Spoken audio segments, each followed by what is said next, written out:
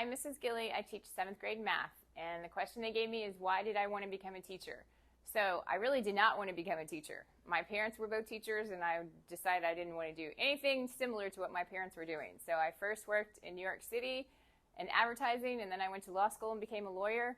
And while I was practicing law, I did some volunteer tutoring and absolutely fell in love with it and decided to go back and get my teaching degree. And this is my 19th year of doing this, and I love it. Hi, I'm Mrs. Collinsworth, and I became a teacher after having several teachers that influenced me. They made learning fun. They made learning interesting. They made me want to help others learn and find interesting and new things that I could pass along to others. And now I'm going to pass this to Mrs. Lloyd. When you're going into the office, you don't have to be buzzed in. Just open the door. It's only for when you are leaving the office. When you're leaving the office, when the light turns green, you want to pull in and then out to get out. You don't want to keep pulling out. Hello, who am I here with today? Gabe Hudson. That's nice. How's your day been? Pretty amazing, literally. That's pretty good. Okay. What's your favorite color? Okay.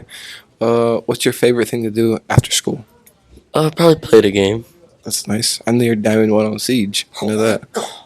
What's your favorite sport? Probably baseball. That's fun. What position do you play? And baseball or football? Baseball. Catch all. That's nice. Okay. What's your favorite thing about Shawnee?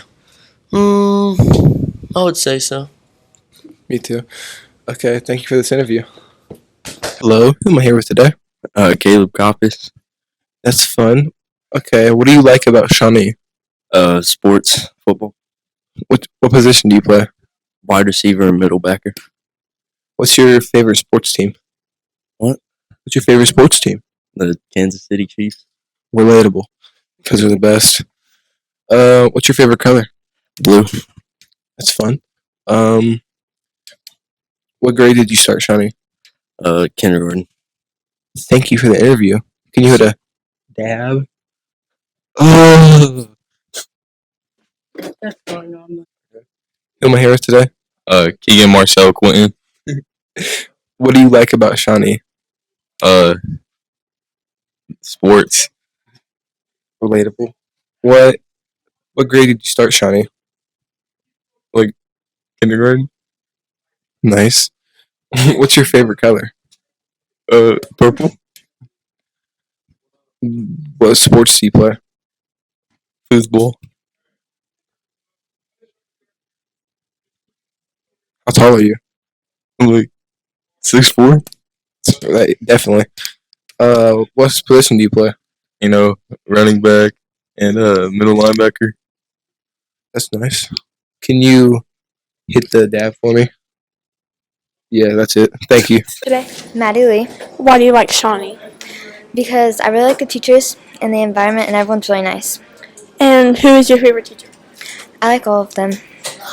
What sports do you play? Basketball, cross country, track. That's a lot of sports. But which one is your favorite? Basketball and cross country probably. Okay, thanks. Here with today. Zoe Bachman. And what's your favorite thing about Shawnee Middle School? Probably the teachers. I think they're really nice. Do you have a favorite teacher? Miss Lease. Why? Because she's super nice and gives us chances. Okay. Do you play any sports? Yes. What sports do you play? I play softball and flag football. That's nice. Okay, thank you. Have a good day.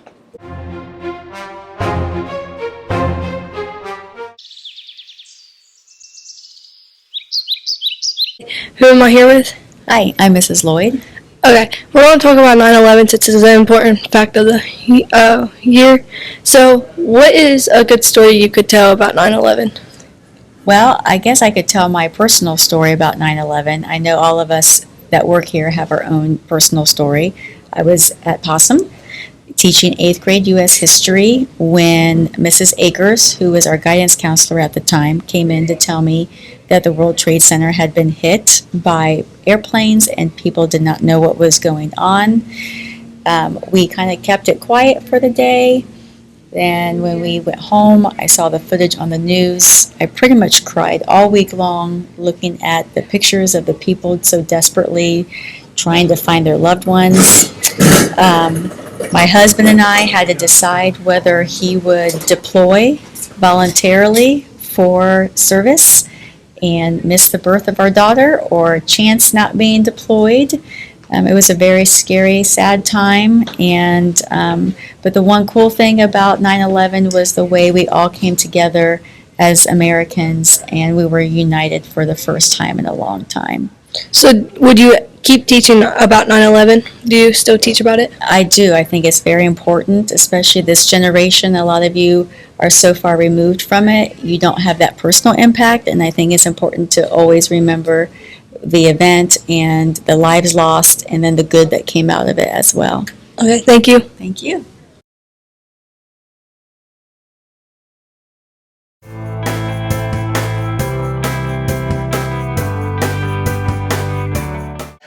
Hi, this is Miss Collins with your History Fact of the Week. My question, I'm going to use my little cheat sheet. My question this week is, which state have the most U.S. presidents come from? A lot of people get this one wrong. I'll give you a choice. Is it Ohio, New York, Virginia, or Florida? Take a second to guess. Ohio, New York, Virginia, or Florida? The answer is, what is it? Yeah, Virginia. It's Virginia. 8 presidents have come from Virginia. Now, Ohio isn't far behind. Ohio has had 7 presidents come from Ohio. New York has had 5. And believe it or not, even though Florida is the 3rd most populated state and had the oldest city, if you remember one of my previous questions, it's never had any presidents come from the state of Florida. So no presidents have ever come from the state of Florida. So that's your history fact of the week. See you later.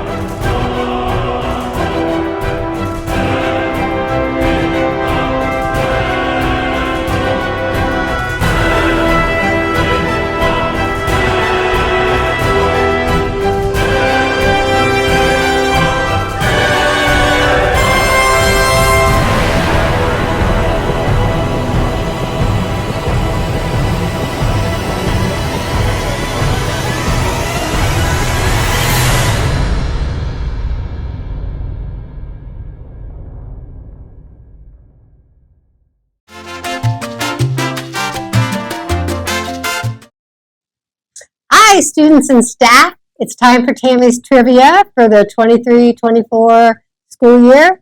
7th graders, you don't know about Tammy's Trivia, but every week we get on here and we try and stump the students and the teachers with a question about a certain topic. So this week it is about corn on the cob. I'm sure you've all had corn on the cob. September is known as the corn moon or harvest moon. The corn stalks are at their very tallest in September.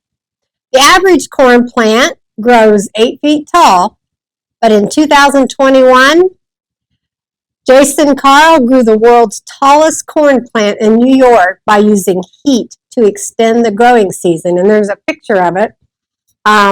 You can see he has it surrounded in plastic. It grew 48 feet tall. The parts of corn, there's a stalk and there's a tassel. When you drive by a field of corn, you can see the little tassel on the top. It looks like wild hair. Each cob has a husk, and inside is the kernel. And at the very top of the husk is something they call silk. For each strand of silk, there is a kernel. On the average, there are about 800 kernels in 16 rows on an ear of corn. An ear of corn always has an even number of rows. Finding one with an odd number of rows is like finding a four-leaf clover. It's very, very rare. In 2021, there was a corn eating contest in New York. The winner ate 57 ears of corn in 12 minutes.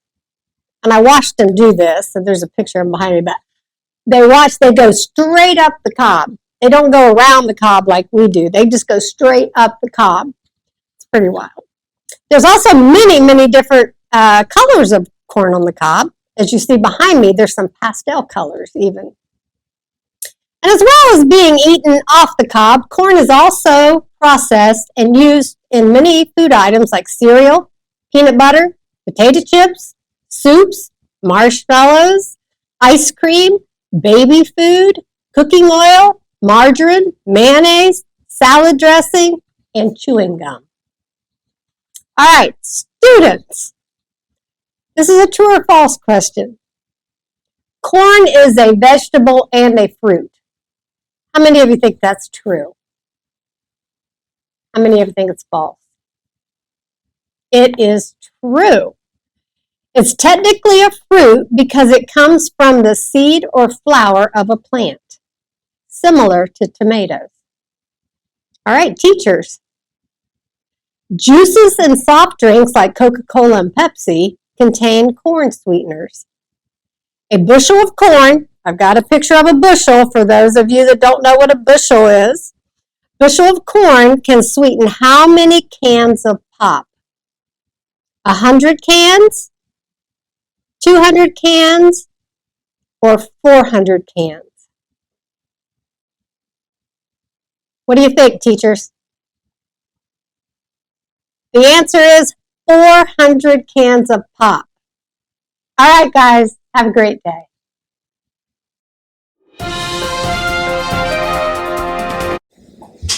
Good afternoon, Shawnee. Today is Friday, September 15th, and this is Bianca And Alexis. And Derek. and we welcome you to your Brave Time announcements. Since this is our first announcement show of the year, we wanted to let you know if you have any news or announcements for us, please contact Mrs. Williams or one of the students from this class, and we will put it in our weekly program. We would like to start off with birthday wishes for Hadley Mattern, Jackson Henley, Ty Boswell, Brian Thomas, Cadence Wiggins, and Alexis Martin. happy birthday to all of you. and sports news and action, shout out to the football team for their 20-0 win against Indian Lake. Also, congrats to the volleyball team for their win over Bellefontaine. In sports action this weekend, we have middle school cross country is in action Saturday at Cedarville. Invite starting at 9 a.m. Now for today in history. In 1616, the first non-aristocrat-free public schools was introduced into Europe and Italy. Also, for a wacky holiday, it's National Cheese Toast Day. Now time for the weather forecast. Today is mostly sunny with a high of 73 and a low of 46.